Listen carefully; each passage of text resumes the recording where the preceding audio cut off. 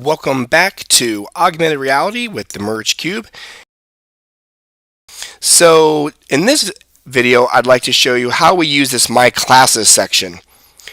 I do like to give students the chance to just kind of use the MySpaces just to create and try and practice, so that way they have some space to keep different attempts. But we do want to make sure we have some activities, some assignments that our students complete that show what they've learned. That's the whole purpose of this, is being creative and letting them show what content they've learned and they've mastered. So to get started, we're going to click on the My Classes section. Now, you're going to see this from a couple different ways. You're going to see it as the student, but you're also going to see it as the teacher. So you're going to have joined my class with the code that I'm going to give you in the written part of the instructions when the class begins. When you're the teacher, you're going to actually create the class. So I'm going to hit create a class. I'm just going to say practice class. I'm going to create. Okay. Now you're going to give your students this code just like I gave you a code.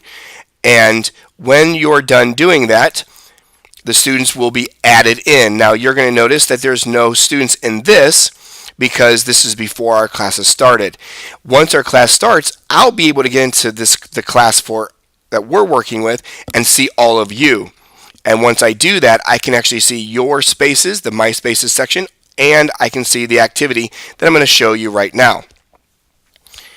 So I'm going to hit create assignment, and it's called practice class. I'm going to change and make this be the Merge Cube, so they have to use the Merge Cube.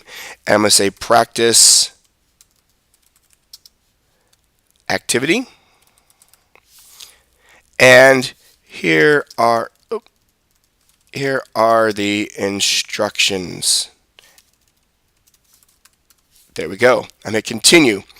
Now I'm going to click on individual students. Send the assignment to every student in the class. What I like about this is I can click it now, I can make this now, and as students get enrolled into my class, they get that assignment. You could give it to just some groups of your students, but you don't have to.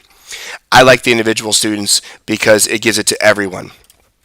Okay, now you'll see there's no assignment here yet because there's no one here to get the assignment. So as the assignments show up, you'll see the students' work as they get it done. So don't be worried if nothing's really there yet because they haven't turned anything in. Like I said, you're going to find that you'll have an activity in here to do, and that will give you some practice on seeing how it looks as the student, but also as the teacher.